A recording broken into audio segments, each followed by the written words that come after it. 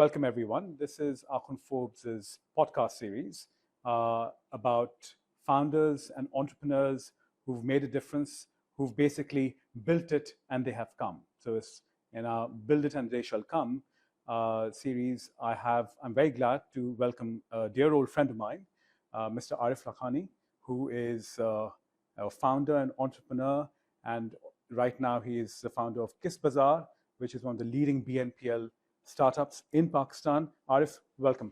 Thank you. Thanks for having me. So Arif, you and I have known each other for a long time, right? We go back to our school days in Karachi. Class 8, exactly. I don't care to remember how long ago that was, but it was a very long time ago. That's right.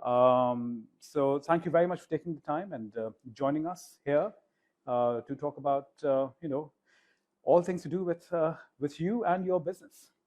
It's a pleasure, Rabel, and I like the way you introduced me. That right now he's the founder of Kiss Bazaar. I've done few gigs before this. This one I do feel is a little different, and I guess we'll talk more about it. Yeah, absolutely. But right off the bat, I'd like to know more about. I mean, I know a lot about you, but I'd like viewers to know more about you, Arif, the person, right? Because I feel that obviously, and this is actually quite a commonplace thing, it's nothing new, that our childhood experiences really shape who we are, who we become, what we do, right? And what we want in life. And there are many different things that we want in life as we go along. What were those initial childhood experiences you feel that have shaped you as a person and as a business person? Yeah, so I mean, I was born in a Karachi middle, and I can say maybe middle upper house. My father was working in a bank in those days, Habib Bank. I've been living a regular Clifton life, having friends like yourself and other people around. But one thing that was, I think, different in my house was that our summer vacations were usually spent inside my dad's office. I mean, I remember him taking me continuously for 30 days when I was 12 years old to Habib Bank Plaza, where he was in a good position. And that was the point where I actually met a lot of good people who actually became big. For example, Qasim Parak, who became State Bank governor, etc. I guess finance was put inside the blood by just being around my father. I would love his talks with his clients, with his branch managers, talking about advances and loan ratio and all those things. And this is like the late 80s or early 90s kind of a thing. So I think that helped. And then we moved to Singapore, where he was head of few countries. He was posted there. He was posted there. Yeah. And I think that also changed a lot of things for me, because I started going to a more international school compared to a typical Pakistani or a Karachi-based school that I'd gone before that. Got to meet a lot of new people. I think it's really, really interesting that you sort of mentioned that you started off spending summers with your father in the bank, and that reminds me because my father was a litigation lawyer, right? I was just going to say that, yeah. And I remember sort of spending days after school, time after school in his office, and filing things, sort of making paper files. Back in the day, there was a lot of filing. So I think those sorts of things really. So did you want to be like your father? Did you want to? Obviously, you aspired to be similar to him, but how did that shape your journey as a businessman? So I liked what he did. I didn't like the money that he was making, right? So I mean, I thought I wanted to be the other side, which were the people who actually made the money, and he was just safeguarding it, right? Being a banker. So when I was in Singapore, and this is when I was 16, one of my uncles came there, and he was looking for a particular product. It was a hard drive, a 20 megabyte hard drive, and that hard drive was short, was not available. So he was going to different places. I was just accompanying him like a nice little nephew, seeing what he was doing. And once he left, I started looking for the same thing. I had a fax machine at home, so I would just send out faxes to people. So made a little bit of money there, and that's when I. Yeah. How old were you at that time? 16. 16. So you were still at school. And Absolutely, you were absolutely. doing this on the side. Yeah, in the afternoons, in Okay. the evenings, and I would actually look forward to it. And we had a payphone in our school, Hmm. so I would actually make some calls from there too during lunches and all Really? that. And just out of, I mean, just out of love of having money. I Yeah. think I think that's. I mean, my Mm. wife says it all the time. Mm. It might be achieving something, but the love for money was always there, Yeah. right? So I think that triggered the start of whatever I did. Mm. Mm. So can I probe you a little bit more over there? Please. So was it the love of having money, or the things that it afforded, the lifestyle? What was it? Because money on its own is never the motivation, right? For a successful entrepreneur, especially. I think it might not be the aspiration for a regular entrepreneur, but I think for me it was just making that money and writing it in the book somewhere that I had so much. Okay. I don't think I ever cared about. I mean, you can see even today, right? Like Mm-hmm. I don't even look at the brands that I wear. It Mm-hmm. doesn't bother me. Mm-hmm. My cars, if I have any, they've been decided by my wife or my Okay. my my sons. So I mean, it's always been the idea of achieving something. Mm. I mean, I can be very philosophical and say that I wanted to get somewhere in life and do that, but no, I think at that point it was that making that $500, Mm. right? And I felt really proud about it, proud of telling my parents that I made $500 today. And yeah, I mean, my dad would make me feel really good about it. He would Yeah. he would encourage it instead of Mm. discouraging it. Like typical parents would say, no, no, these are school days, Mm. concentrate on school. He was like, great, tell me how I can. I went to a place called Greenwich, Yes. which was in those days called the Greenwich Institute and not Yes. the university. Yeah. And I started school there, loved some of the courses. Meanwhile, the same uncle of mine who had the computer business, a very small business, was always like asking me if I ever wanted to join him Mm. as a sales guy, right? And I was like, yeah, I want to do it, but maybe later. Meanwhile, I was very active in the stock market, so I would run a fund for my Mm. family. Mm. Like I would pool money and I would buy stocks, shares, that it was Yeah. called in those days. Take physical possession of those Mm. shares, line it up in somewhere in my house, and that part, I guess my dad did know about it, but he didn't like that too much because there was too much money coming in, Yeah. and going out. And this is my entire family, like my Mm. aunts, uncles, everyone with 20,000, 50,000, 60,000 rupees. At one point, that portfolio was worth about 3, 4 million rupees, All right. which was big for Which is me, huge, and and it was maybe big in yeah, those it was days. big in those days. Yeah, Yeah. and then I lost it all. Okay. So of course, And this was other people's money as this well. is other people's money. So some of it was mine that Mm. I'd made. But what I realized at that time was that, yeah, you can buy the script, sell it, invest in it, keep it for 2 weeks, 3 weeks, 4 weeks, and make maybe 2%. But if you day trade, you can make 10% or Yeah. 5%, and that excited me a lot. In fact, I used to be inside the ring Mm. at Oh, at, really? at 17, Okay. inside the Karachi Stock Exchange with my. I had a runner badge, so you could either be an Yeah. agent or a runner. Mm-hmm. And I would see, and I remember then there were days when I was leveraged to the top. I mean, Mm-hmm. um, I'm still thinking, why did those guys give a 17-year-old Yeah. extra money, right? So I lost most of it. Okay. Um, And was that a valuable lesson? it was a valuable lesson. Not that I learned, not that it actually Taught you it anything? taught me much, because I did that again. So I Okay. lost money twice. Okay. Yeah, once it was my family's money, my relatives, and second time it was the money that I just did not have.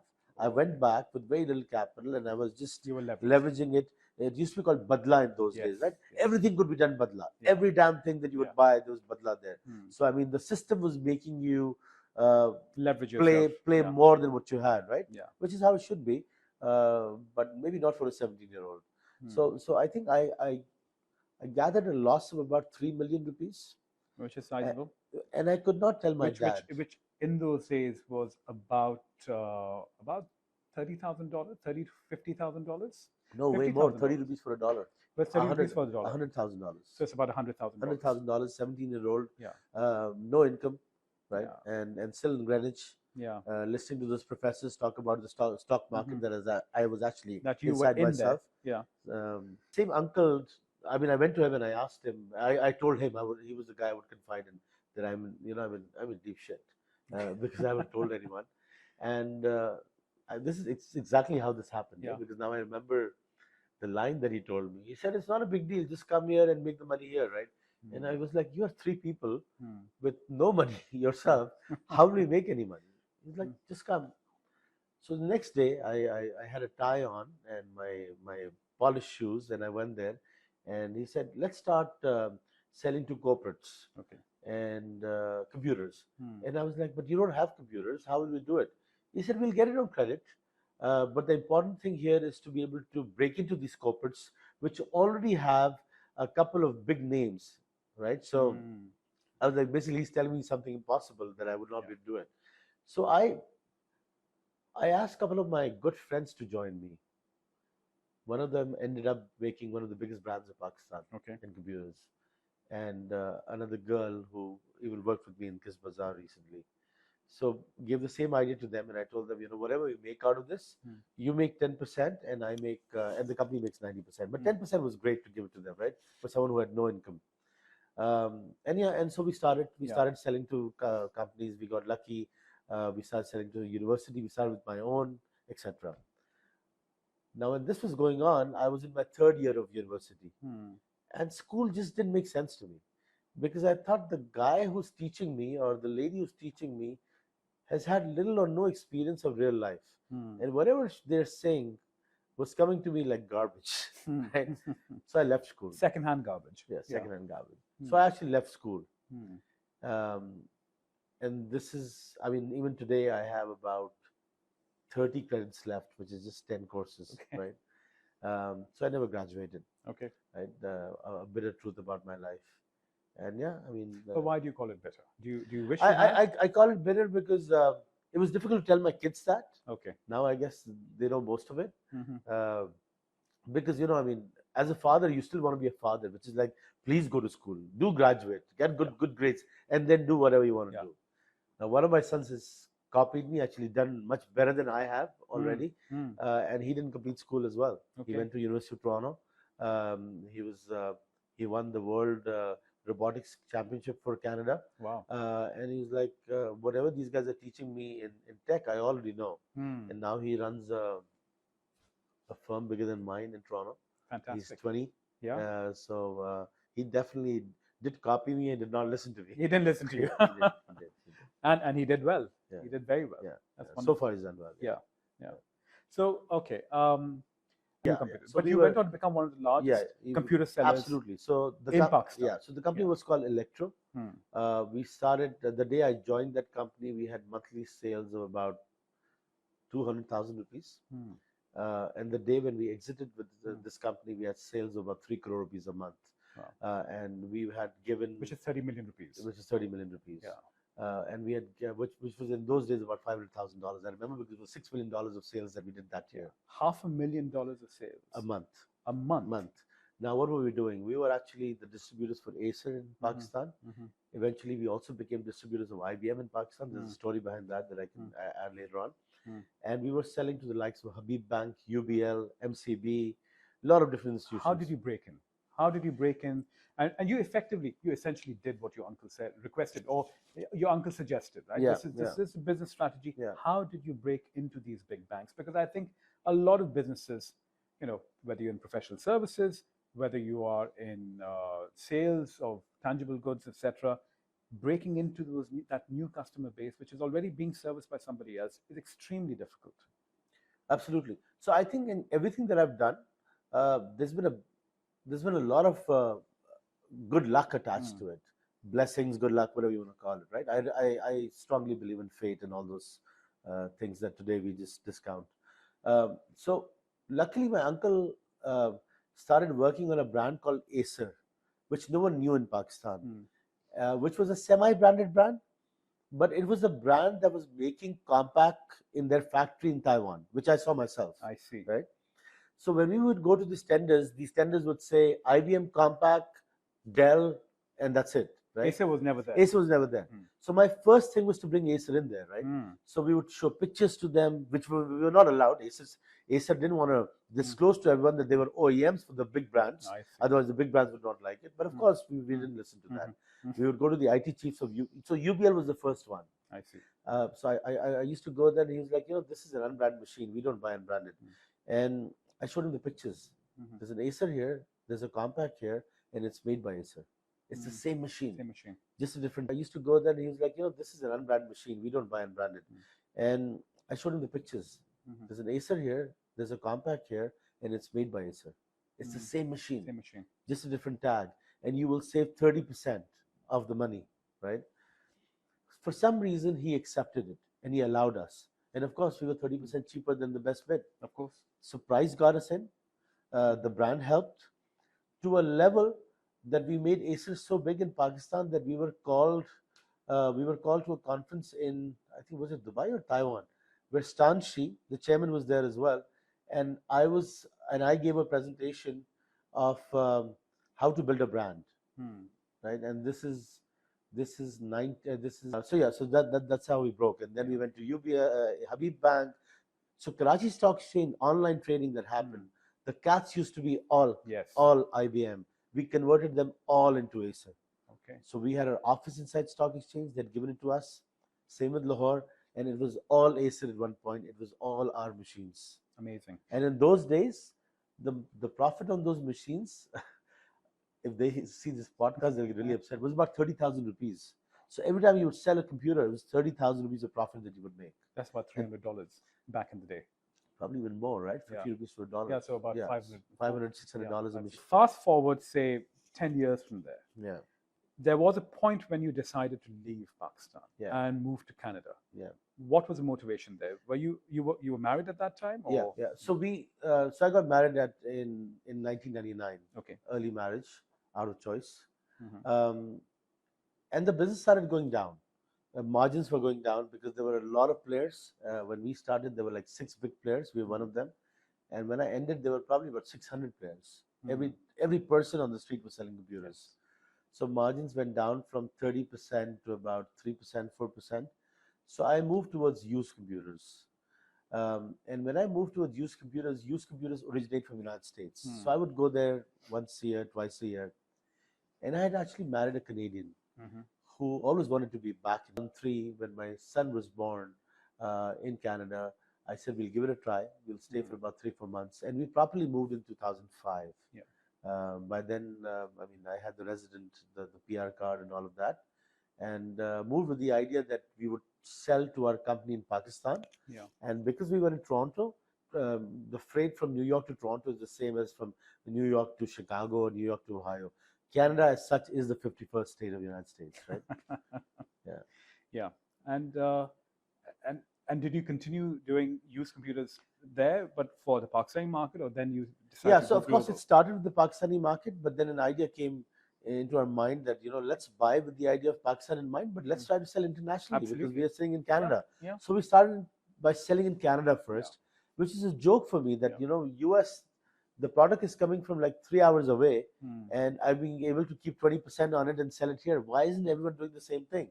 But I guess they had not played in the volumes that we played, and we played in volumes because Pakistan, which is the largest user of used computers in the world, where used computer was officially allowed to be like to buy within Europe. Yeah. So you can import from Canada, keep it in Europe, and then buy and then sell in Europe. So just like that, when we went to Poland, we started looking for a warehouse, and we opened a place. And my wife and even my brother-in-law was saying, "Are you crazy? Like you don't want to do any due diligence?"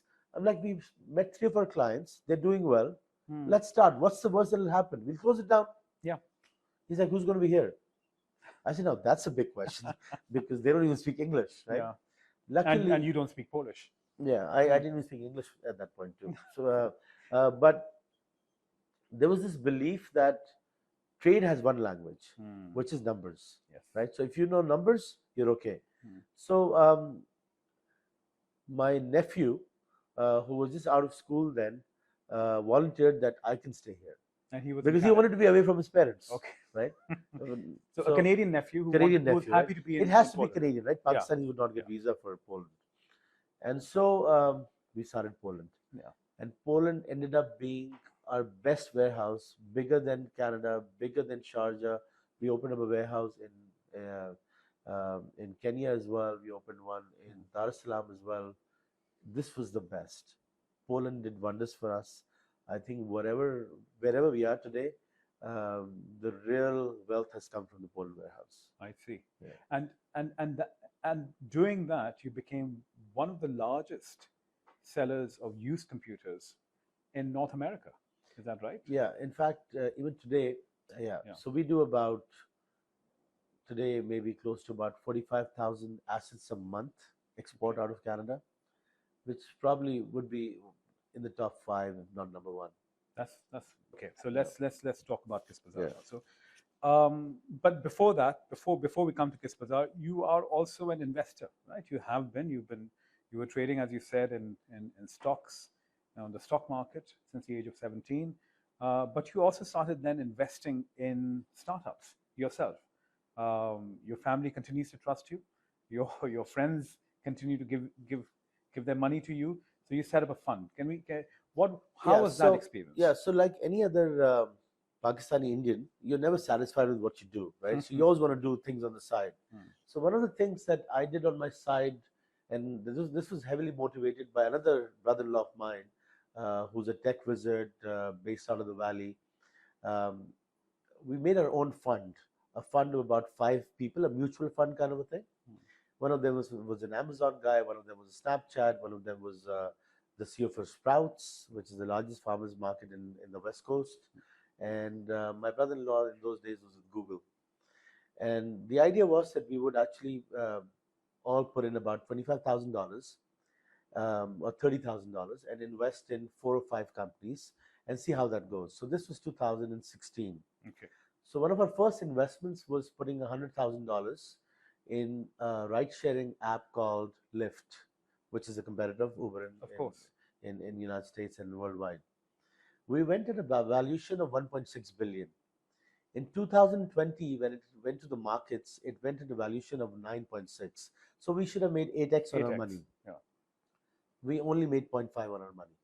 And the reason was that we got heavily diluted because we had our SPV, our special purpose vehicle, was had the lowest of its rights compared to others. I see. Meanwhile, we put $30,000 here and there.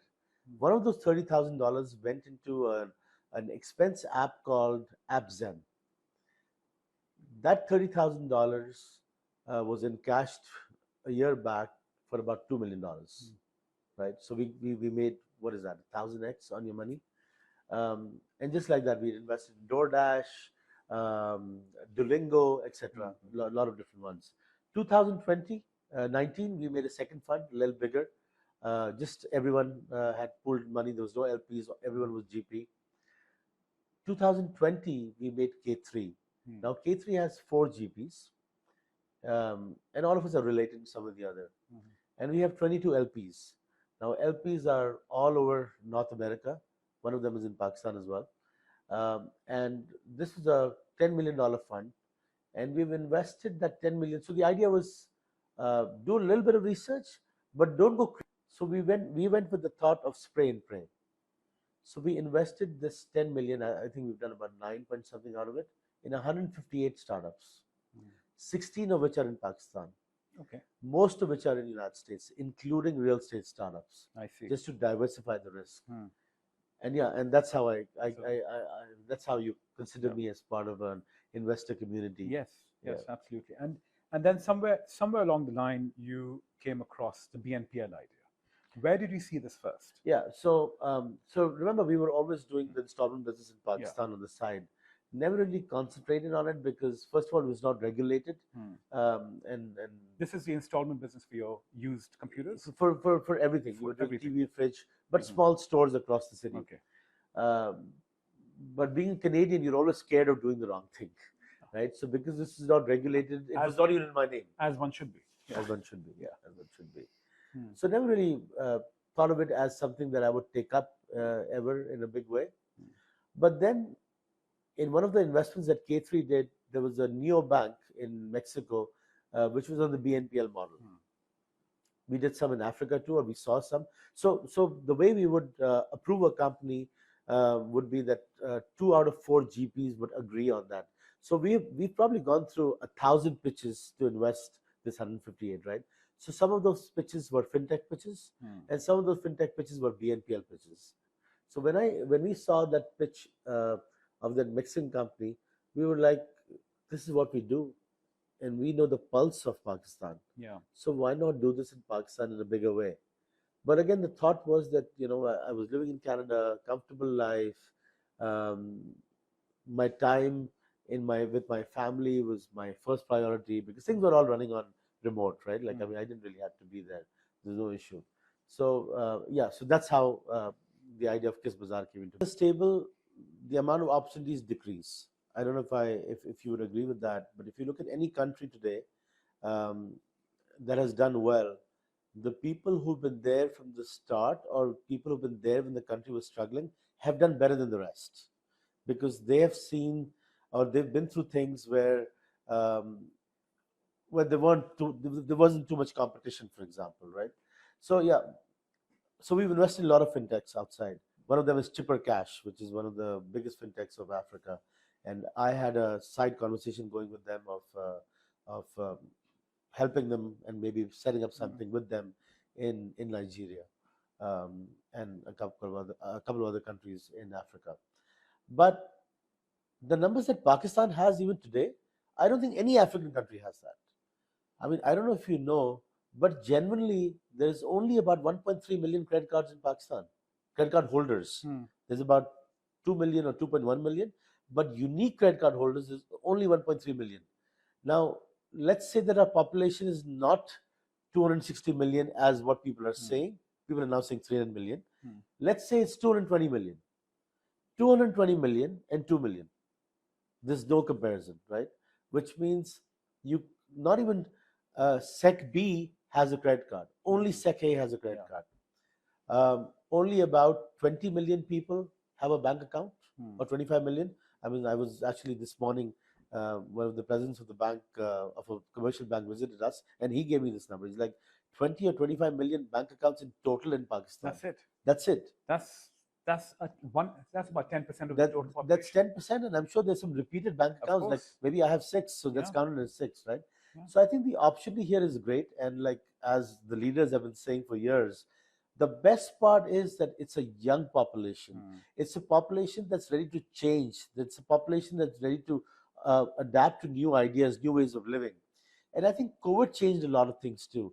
Like, could you ever imagine doing online groceries, for example? Yeah, so online groceries. So when I started, I had for K3, one of our analysts lives here, and she lives in the northern side of the city, right?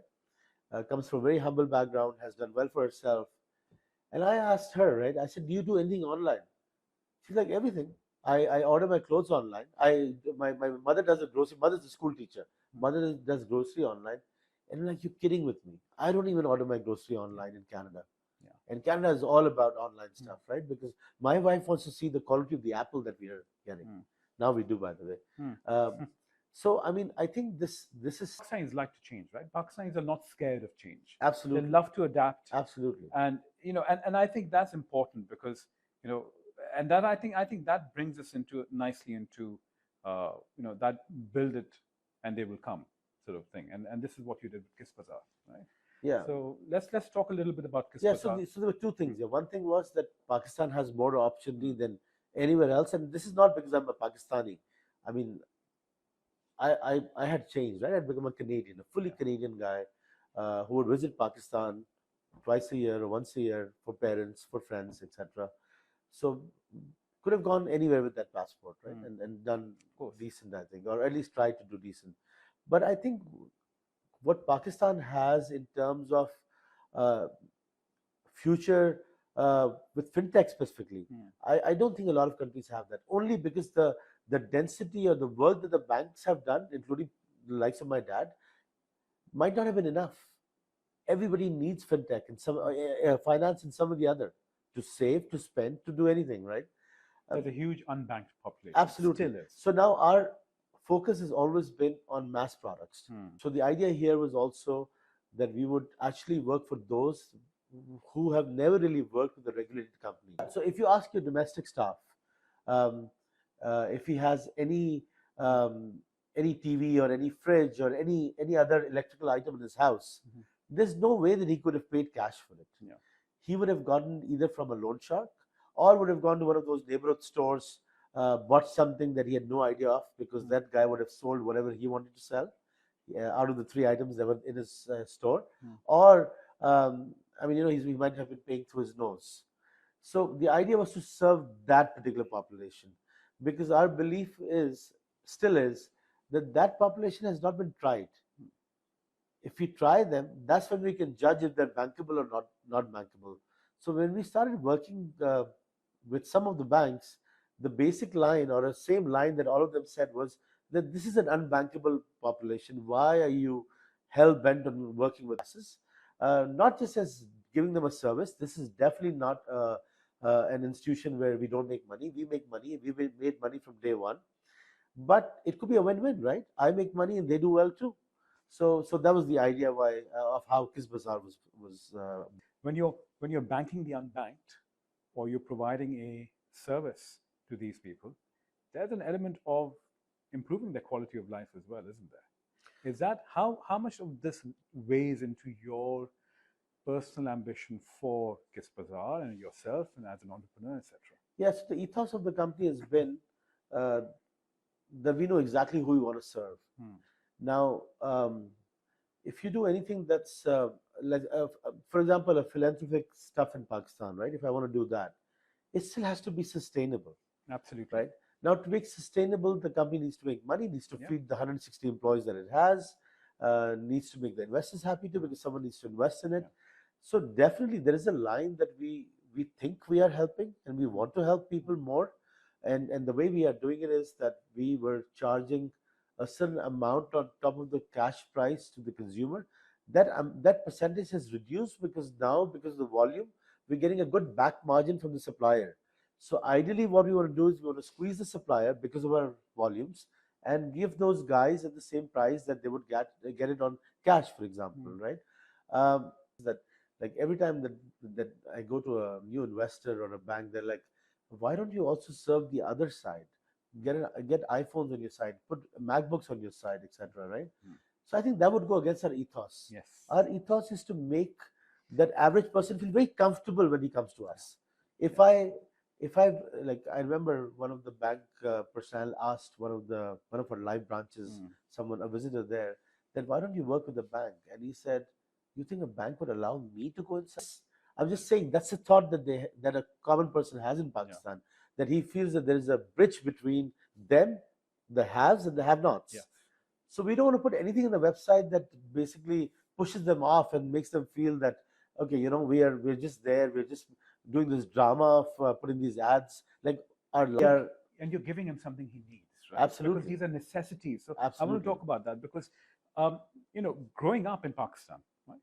Um, and of course, when you go into Canada or the US or Europe or UK, people have a mortgage, they have a car loan, they are leveraged. yeah, They spend half their lives leveraged. And when they come up to retirement, then finally they've paid off their house and everything. And leverage is a very common aspect of everyday life. But here, growing up here, to take something on a loan, there is a stigma attached to it, um, and then you think, if I have to take a loan, then probably I should wait. I shouldn't actually buy that thing. But the fact of the matter now is there are lots of things for the unbanked which are absolute necessities, aren't they? And so it's for them, it's either. So can you talk about how that sort of works into your business model? yeah. So see, in a high inflationary environment country like Pakistan, Hmm. waiting is not the ideal thing to do. Hmm. Let me give you an example. When we started this business, a basic bike that you see on the road, a 70cc Chinese bike, was about 80,000 rupees. Let's say I was a person who was accumulating 5,000 rupees a month with the idea that one day I'll have this 80,000 rupees and I'll buy the bike. Today, that bike is 125,000 rupees. So it's gone up about 50%. Yes. Right? So I'm thrown back. I can't buy that bike, right? But the person who bought that bike from us had, let's say, 80,000 plus 10,000 or 15,000 on installments, now has an asset that he's actually been able to make from the accumulation of his savings, number one.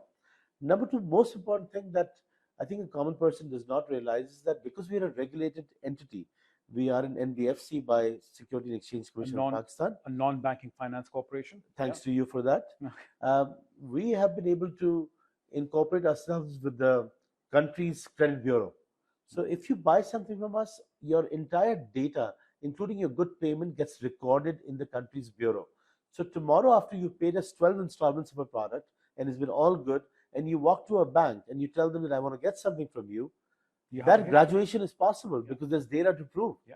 Now you have a credit score then, right? Absolutely. So now there are people who've bought stuff on installments for years and years, but they don't exist in the system. No one knows about them. So when that guy walks to open up even a bank account, he's asked, "Do you have an employment letter?" Yeah. Right? Now he's like, "No, but I bought 8 things on installments." He's like, "We don't know that." Right? So I think that's an important advantage that people have when they work with a regulated company. Now, to add to that, we realized that when you want to be really local, you have to do what appeases the locals as well.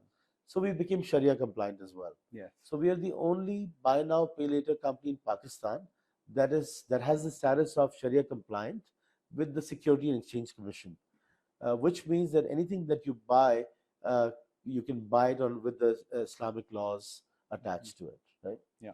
So buy now, pay later, and I'll touch upon the Islamic. We'll come back to this again, but buy now, pay later. Essentially, you're selling on installments, right? That's right. And you're selling on installments to people who need the product today. Yeah. They can't wait in an inflationary environment, as you said, to buy it maybe 6 months from now because things will become much more expensive. It's also a way of forcing saving as well. What is your rate of default in this? So till date, we've done about 2 billion in sales, and as per and I can say this because this goes to SCCP every month.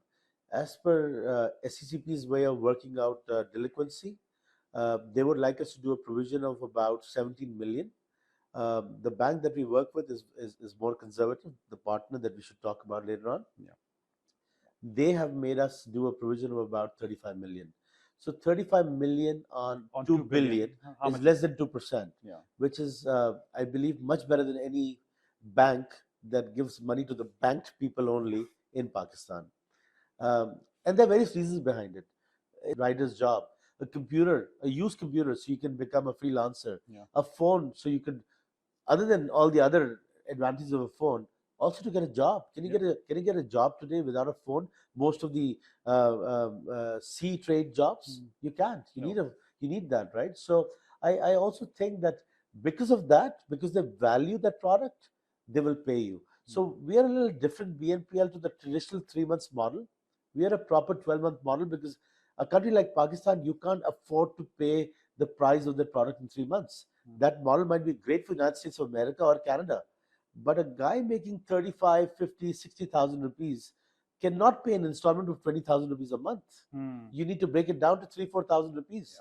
So our average installment for the 31,000 customers that we have today is about 3,450, 3,400. But yeah, like you said, this is very similar to the Grameen model. So our model is that if you're not part of the system, if you haven't bought from us before, we need you to get 2 social guarantors. And those social guarantors is also the reason why you sort of I mentioned earlier about the social stigma of taking a loan, right? And part of that comes from this idea of interest. Pakistan is a Islamic country where interest and the Sharia law, interest is, while all commercial dealings are under the traditional, the English contract law model, nevertheless, socially at least, interest is looked down upon, right? People are not comfortable taking things on interest.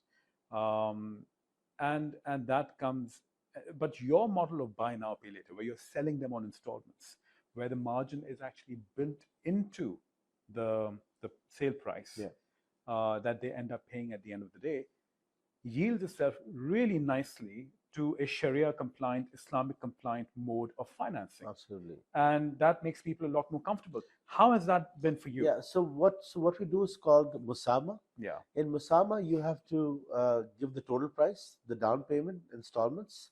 It has to be all upfront. You can't do any dramas of late charges or anything Yes. like that, right? So I think we were always doing that, but now we're certified by the right authorities, by a board of muftis, by the SCCP. That whatever we're doing now is with the Sharia guidelines. And you have a A Sharia board, scholar on your yes, board? absolutely, we do. Hmm. We absolutely do. Hmm. So I mean, in our case, the health reason is transparency. Hmm. The person gets to see everything beforehand. There are no late charges. There are no penalties. There are no delivery charges and documentation charges and verification There are no charges. hidden charges. Everything is what you see on the website, which is first payment, monthly payment, number of months, total price. Yeah. Nothing attached. So where do you see, how big do you see this business going, and how big is the market? So let's start. Let's talk about the numbers Yeah, here, right? yeah. And I always give the example of Australia. Australia is a country of about 20 to 25 million people. That's the population of the city of Karachi, one city in Pakistan, Yeah. right? And that's a continent. Australia is a continent, and here you've got a city. So how big is this market for BNPL, and how do you how much growth do you see within your own business? Yeah, so a couple of things here. Of course, the market is huge. If we think this country is 300 million people, and everybody out of those needs, or not everybody, let's say 70% of them need a phone at least. Yes. A household of five needs a fridge, a refrigerator. They might need a washing machine. The earning member needs a bike as a transport. All bare necessities. Yeah. So just in a single household, you're looking at about 8 or 10 products, right?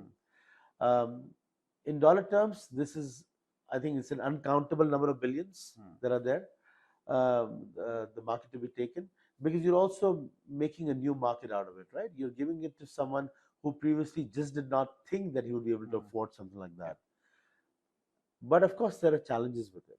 One of the big challenges is that being an NBFC, we're like a bank. We need money to loan money, right? So fintechs in Pakistan, the biggest problem they have is to get money from banks, because banks have not really recognized fintechs as a helper to the economy, which means that if you go to any bank today and you ask them for money, they'll be like, "What's your collateral?" And your receivable is not your collateral. So you better have a big house that your dad has left for you, or a big bank account against your dollars. They would give you rupees, or some other asset, right? So it's collateral based lending. We got very lucky, With Bank Al Falah. with Bank Al Falah. Yeah. So I think about a year and a half back, we pitched the idea of a bank becoming a shareholder in Kiss Bazaar to various banks, not just one bank. And most of them just rubbished it off that you're going to work with people that we don't even think are bankable. I think Bank Al Falah, the management was way more far-sighted in that. And I do think they did think at that point that maybe we can't touch that customer, we can't make a difference to that customer, that person's life, but we owe it to this country to make some difference. So we'll use this as a vehicle. So now Bank Al Falah, through the office of Akhund Forbes, who was kind enough to advise us on this and run us through this transaction, um, is now 7.5% owner of Kiss Bazaar, and in coming times might even become a bigger percentage holder of Kiss Bazaar. And with that affiliation, we have another certificate, another confirmation that whatever we are doing, a stamp of approval is the right thing in a lot of ways. And honestly, talking about that transaction, and not only because it's your podcast, I was saying something like this a couple of nights back as well. That when we were looking at this transaction, and my major experience of the last 20 years being in Canada and United States, I wasn't sure of who should be representing me, because time and time again. So we have a lot of friends in the fraternity here, right? Who are great lawyers, and they've done great stuff. But they might, or at least I feel there's a different way of thinking of how things are done there compared to things here. So we were definitely looking for someone who's done it there and here. A little bit of British law attached to it because Pakistan is very close to that, with the eye of someone who can look at finer details, which I think your firm did in a lot of way. I mean, I want to mention Seher and the rest of your team who worked diligently in the what was it, 8 months of Yeah, yeah. process of going back and forth even on weekends. Maybe you don't want me to say that in public, but it was on weekends too that we would bother you with your opinion, and the bank's lawyer might have taken a couple of extra days or weeks, but you guys were just amazing. No, And it was a pleasure to work with you, and it was a wonderful transaction to be part of. but And I especially like the fact that you weren't just doing a transaction that yeah, we told you to do. You were advising us on it, on our benefits, our losses, and the company's overall benefit in it. I remember there was I'm not going to go into specifics, but there was a point where you said that, as a founder, this might not be good for you, but this is great for Kiss Bazaar, so do it. Right? That was the advice. And at that point, I wasn't happy with that comment. Now that I look back at it, if we wouldn't have done that, maybe we would have made more money as founders. But I think this organization would not be able to grow the way it's growing right now. So thank you for that, Rabel. no, it's a pleasure. Thank you for appreciating that.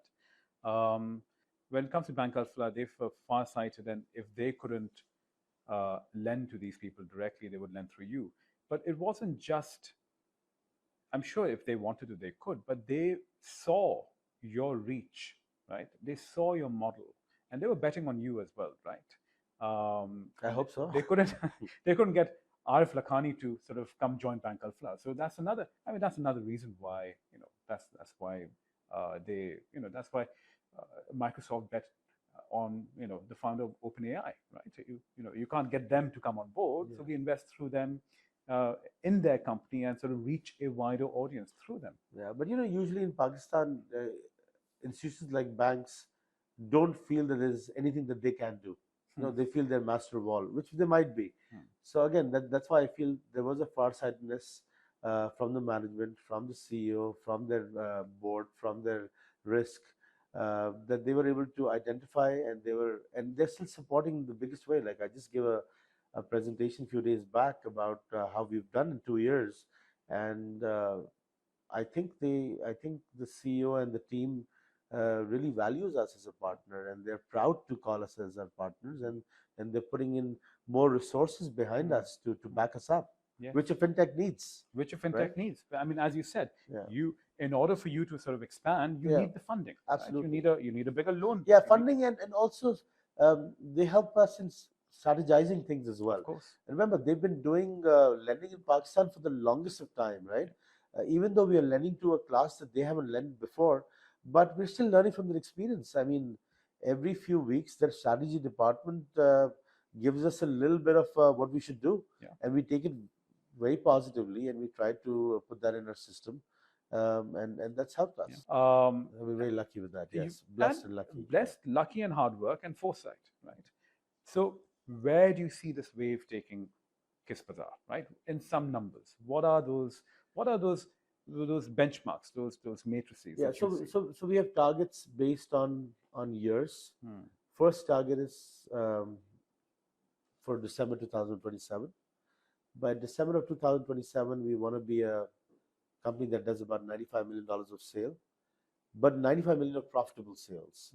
Um, we've always been profitable and a good margin profitable.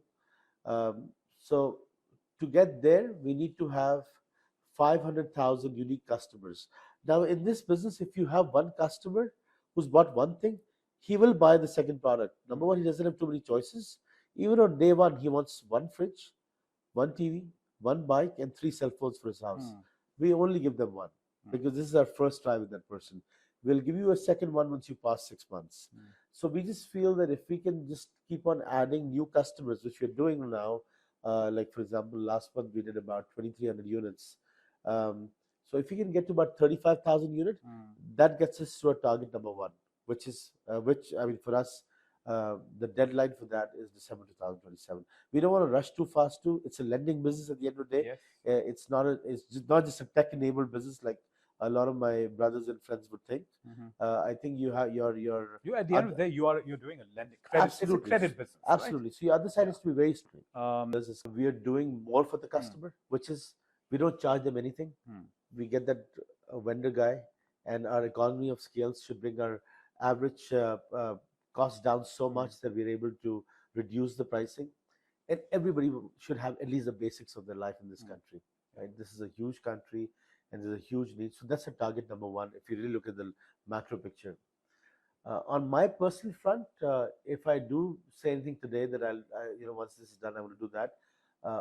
My wife will file for a divorce because she's done with the fact that I try to do a new business every time, when the last one is settled. Like her point is that if it's settled, why do anything else, right? But like it's a bug that a lot of entrepreneurs have. So I do think this. So you can tell me offline, right? I will. What you plan to do. You probably know already, but yeah, I'll definitely tell you. But yeah, I mean, it is. I think this will gather more of a social aspect in coming times than what it is today. Yes. I'm not here from Canada just to make dollars and take it back. Yes.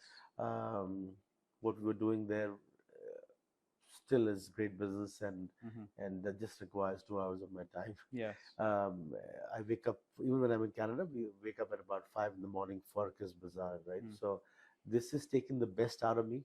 I hope it shapes into something that we have in our mind, and I hope the people that are with me also benefit out of it. I don't know if you've read about it, but when Kareem went public, I think Kareem is the Middle Eastern Uber, Middle Eastern Pakistani ride-hailing service. Yeah.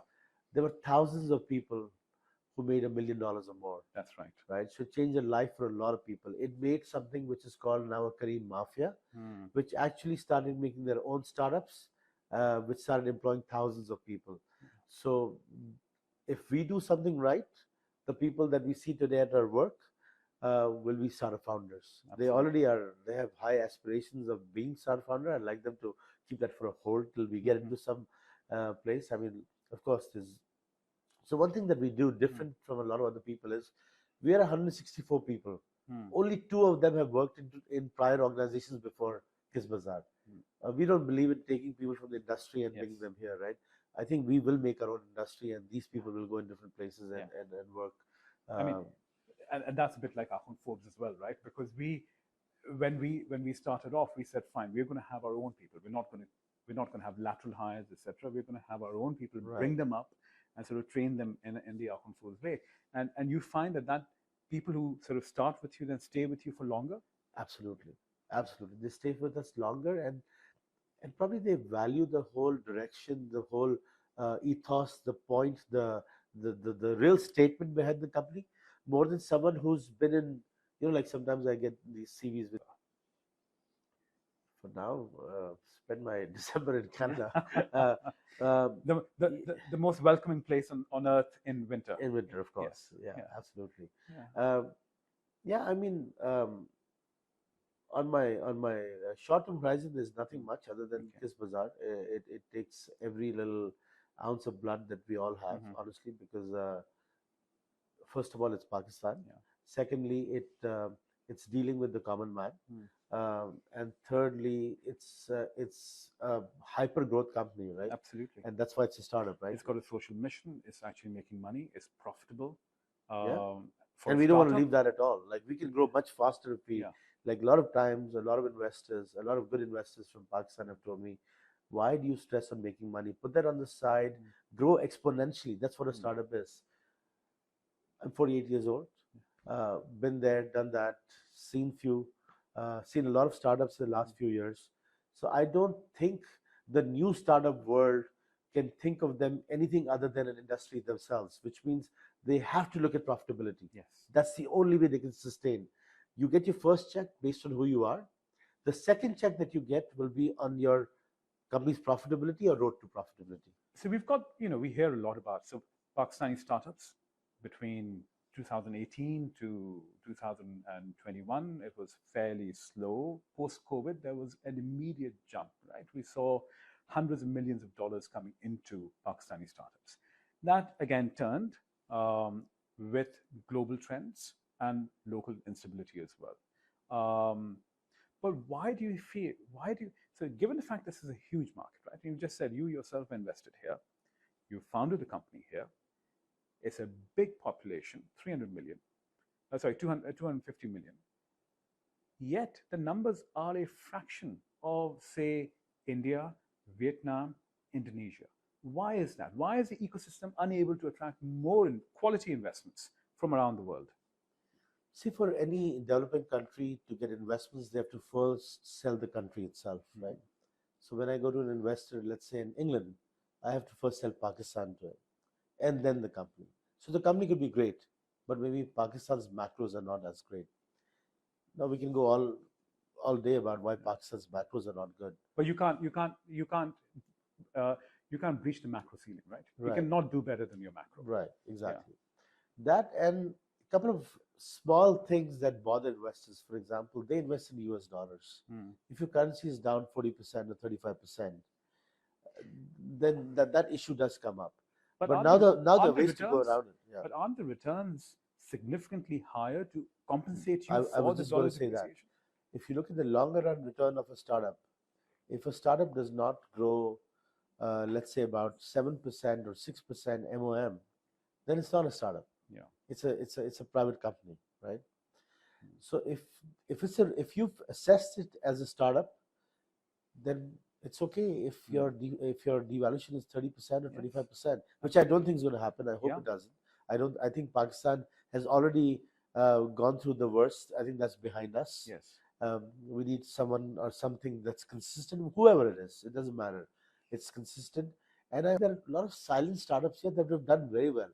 Like the other day when we were at a conference and we saw those gaming kids, those gaming kids were exporting Yes. what, $100 million, $50 million worth of games to Yes. other countries. Now we don't know about No, this. the gaming industry in Pakistan has done phenomenally well, Yeah, right? And but we've sort of even fintech, right? Like you said, banks have not been able to reach to the masses. Now even if they start today, there's a lot of work. So fintechs will do well unless there is something drastically wrong with their understanding of the country. Just like that, logistics should do well. This is a big country. It's a huge country, huge movement, and we are centrally located, right? So I think logistics, fintech, gaming should do well. Yeah, in the startup scene, in the Yeah. startup scene. Um, just finally, in the closing few minutes, about this concept of horizon of expectations, right? Constant flux in people's life, right?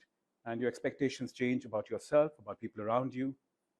How do you, I mean, having looked at everything that we've discussed, how do you see um, it changing you as a person over the years, your journey as an entrepreneur?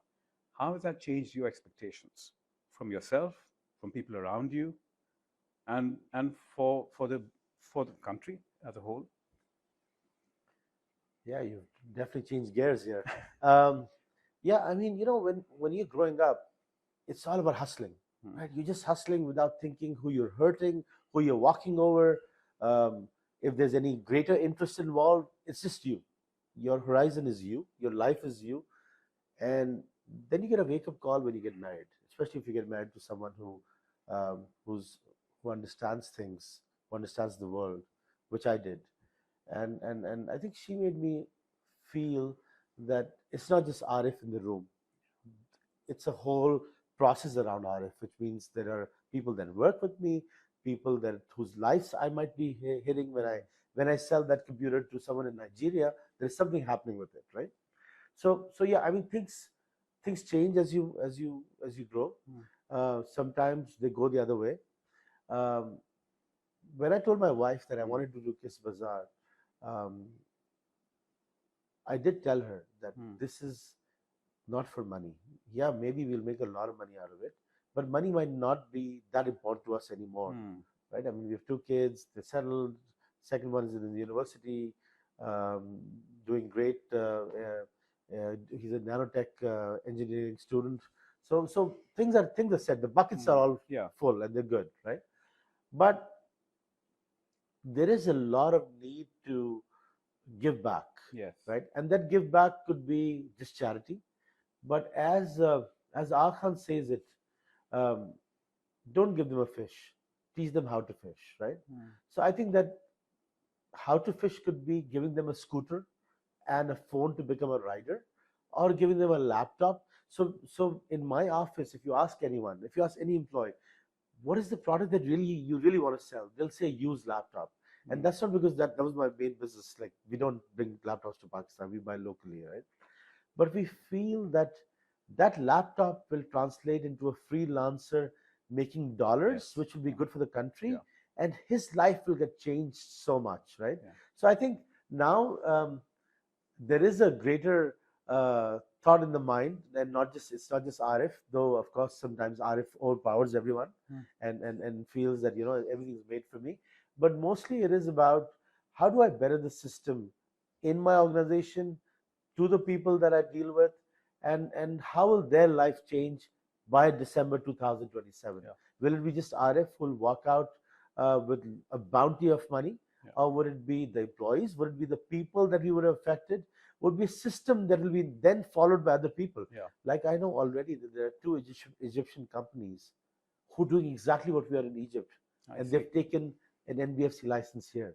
Okay. They're waiting probably for Pakistan's Mm. stuff to get a little better, but I think people are watching us. Yeah. I think they watch our. I know there's someone telling me that that hoarding that you're on Sharai Festival is more negative for you than positive, because competition who's not thought of Yeah. serving that class is looking at that and they're thinking, this guy just came. He's a new kid on the block. Yeah. Why can't we do the same thing? Mm. And I genuinely think it'll be great, Yeah. because if they start advertising too, like you said, there's a little problem with installment buying. Mm. There's stigma attached to it. That stigma will go away. Yes. Like you said, my phone is from my carrier in Canada. Mm. My car is from Tesla. My home is on installments. If I can buy everything on installments, why can't that guy who really needs it way more than I do? Yes. Right? So I think, I feel that there is a change that'll come because of our actions. I don't know if it actually will, but if it does, then I think it will probably serve serve the real purpose of why am I sitting here Yeah. right now. That's amazing. And Yeah, just one last question: could you have done this without your wife? absolutely not. And I'm not I'm not saying this because she will watch this, but And we've and talked and about we, this we as was well. talking about it last night, Yeah. actually, right? Yeah. That I think having the right partner is the biggest blessing that you can get. Yeah, I mean, being born in a great house with a banker as a father is great, no doubt about it. But that wife actually keeps on giving you a reality check all Yeah. your life, Yeah. and that reality check sometimes is changes molds your Yeah. personality, makes you who you are. Yeah. I think, It smooths the rough edges. I mean, absolutely, I absolutely, believe that. that's the Yeah. line. Yeah, Smooths the rough my edges. wife's smoothened and still is Yeah. smoothing a lot of rough edges. Yeah. Absolutely, Yeah. absolutely. I totally agree with that, and I can't thank the Almighty for blessing me with the person that I've been with now for 24 Absolutely. years. Yeah. Yeah. Yeah. Wonderful. Wonderful. Well, Arif, thank you so much. It's been wonderful. Thank Thanks, you. Abil. Thank you so